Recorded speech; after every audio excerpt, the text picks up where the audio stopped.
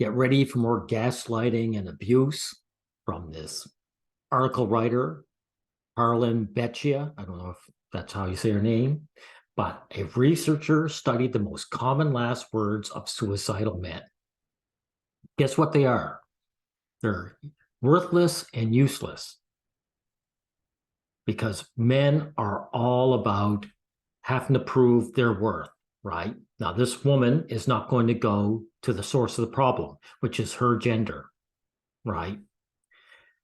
And it says a lot about how we indoctrinate men as providers. Yeah, we, meaning these women. And she's going to admit it. In this, she's actually going to contradict herself in her own article, right? Now, when Wellington Little checked out into Milwaukee Hotel after 1929 stock market crash, he was down to his last 4 cents and emptied of hope. But before he put the revolver to his head, he took out a pen and left the following note. My body should go to science, my soul to the Secretary of Treasury, and my sympathy to my creditors. Right. Even in his last moments, Little wanted his corporeal remains and soul utilized by the world he was leaving. A century later, men still carry this burden. Their self-worth is still tied in their usefulness. Yeah, that's right. And she's going to pull out the reason why in her own article. Guess who's the ones who demand this? Right. And notice this man was depressed because he felt responsibility to people. Okay. Today, we call these utilitarian men good providers. And while society ties itself in knots, defining what it means to be a provider, for many men, it comes down to feeling useful. It means serving a woman, everybody. That's what it actually means. It means serving a woman. That's why men get into this rut in the first place. Now, unfortunately, when men are asked to lie down into this bed, many respond with two dangerous ways. A, they work themselves to death, clearing hurdle after hurdle in relentless pursuit of some bogus hegemonic definition of masculinity that eventually kills them earlier than women. Lady, stop your gaslighting. If it's bogus, it means you're the one who's making it bogus, right? Women demand these gender roles from men.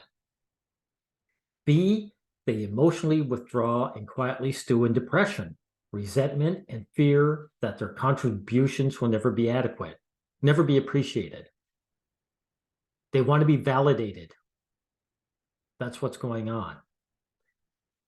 This withdrawal partially explains why sex rates have dropped in young men, but not young women. No. The reason is women they don't care about sex with men. And men cannot gain the bribe power. This whole status chasing that men do is to gain the bribing power to bribe a woman into bed with them. So that's what's going on. Now, so given the confusing state of masculinity, there's nothing really to be confused about if people are honest about what's going on. It's actually very simple. Women demand utility from men, and they make that the rule of masculinity. And then they gaslight men about what their view of masculinity is. And there's where the confusion comes from. It's only confusion because men believe what women say instead of what they actually want. It probably won't surprise anyone when the researchers studied the last words of suicidal men. They found the most common words useless and worthless. Right, exactly. We should all know the statistics by now. Although depression rates are higher in women, this is a lie, and she will contradict herself.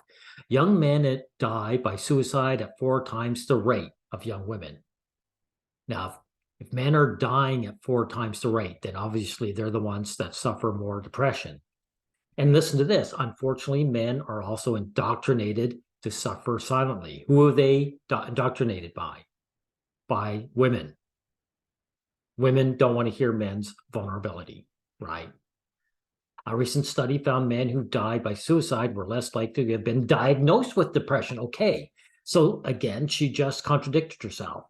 She's lying when she said women suffer depression at higher rates when men aren't even being diagnosed properly. She can't even get her article right. She herself is gaslighting. Then there's the education gap. Now this is poorly put. What it is men are getting kicked out of education. Boys are getting downmarked when they're young. And then men are getting kicked out of universities because women don't like their faces. That's what's going on here. Now, in this latest book, Boys and Men, Why the Modern Male is Struggling, why it matters and what to do about it. This is Richard Reeves. He's a scumbag, by the way. Why it matters. It matters because they're human beings. That's why it matters. And what's he going to do about it? He's going to double down on the abuse of men. He talks about how women outnumber men in colleges. That's right. You know why? Because these women can afford to throw away money, by the way. These women could rack up debt. In the end, they hitch their wagons to a man and he pays it off for them. Or at the very least, he gets a full-time job while there's a housewife and they get a part-time job and eventually maybe pay it off themselves. Men don't have this option, okay? Now, this drop in the educated men spells trouble for their future employment options. 1 in 3 men without a high school diploma has dropped out of the labor force. They haven't dropped out. They've been fired or not hired in the first place. See how this scumbag Reeves is putting it on men. Hyperagency. But what truly frustrating about the education gap is it didn't happen overnight. Men's education levels began dropping in the 1980s. Why are we finally addressing it now? Of course, because men have been under attack since at least the 1960s by feminists. That's why. And it took a generation for them to get their hooks in the education system, but they did it. And that's what's going on. And the only reason this asshole here, Reeves, is addressing it now is because these women, guess what? They're looking for men to leech off of, and the men aren't high enough status for them. Now, what's Reeves' solution is to redshirt the boys, have them enroll in a school a year later to address developmental delays. Boys aren't delayed, at all. They're being downmarked by their teachers.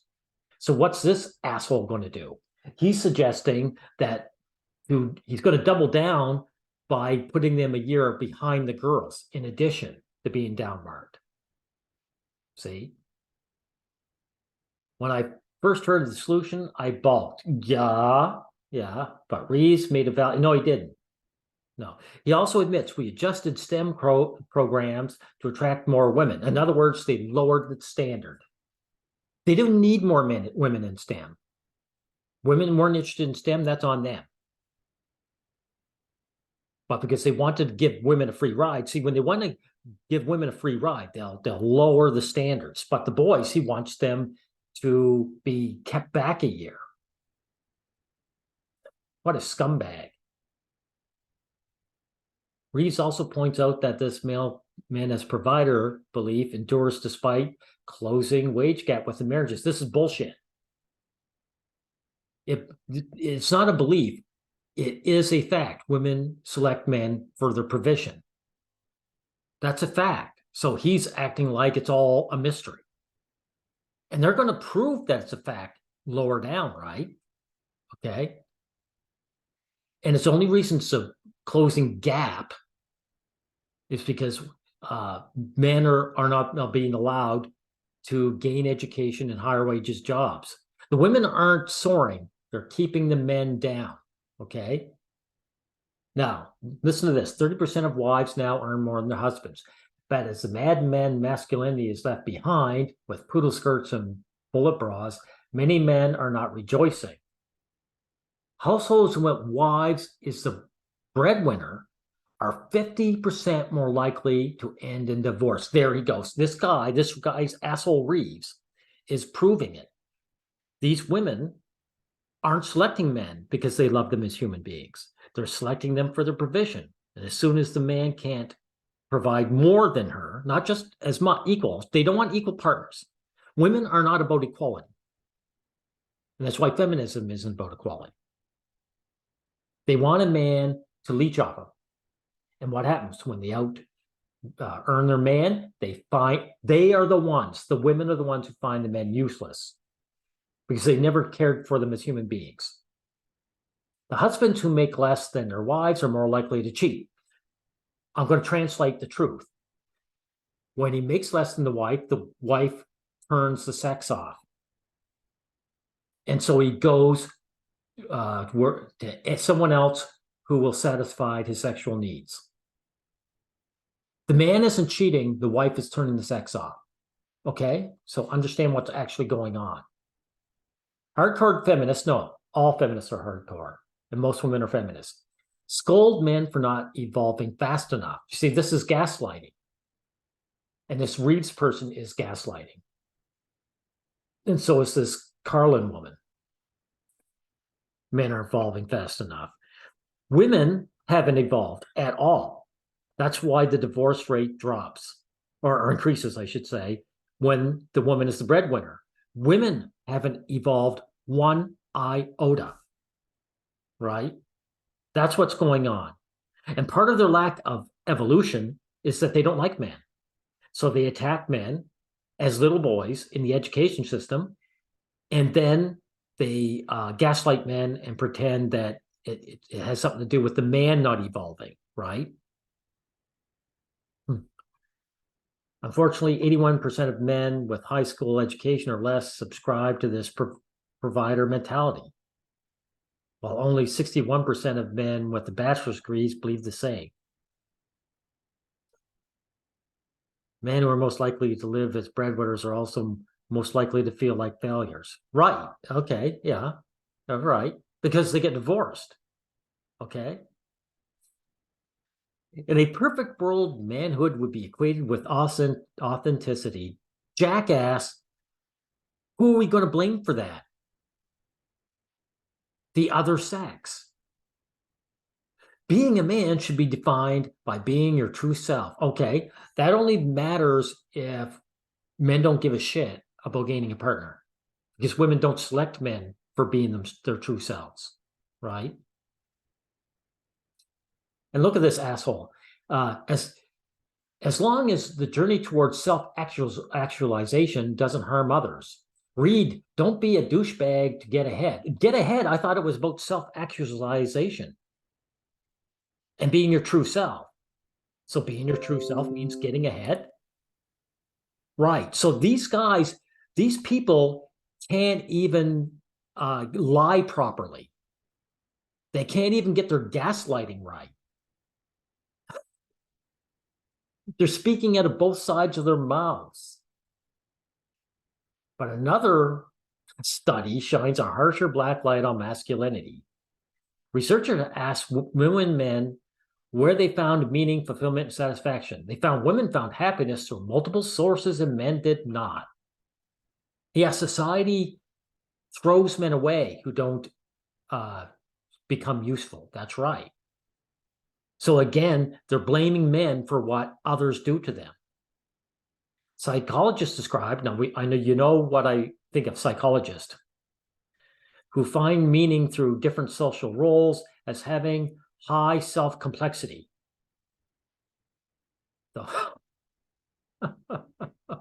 And women are the ultimate shapeshifters. She's right about that. Now, these women are treated well by society, and so these psychologist bootlickers describe that as complexity. These women are not complex. There's nothing about complex about choosing a man for his utility.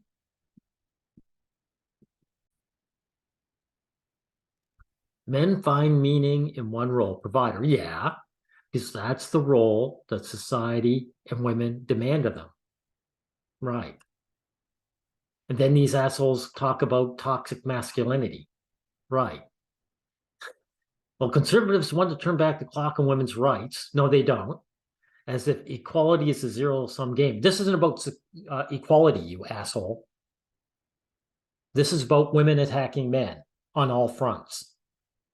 This woman writing this article is attacking men with her gaslighting. Look at this. Whenever a group becomes disenfranchised, a void will be filled by the loudest and often ugliest voices. Look who they're considering an ugly voice. Only women, children, and dogs are loved unconditionally. A man is only loved under the condition that he provides something. Chris Rock.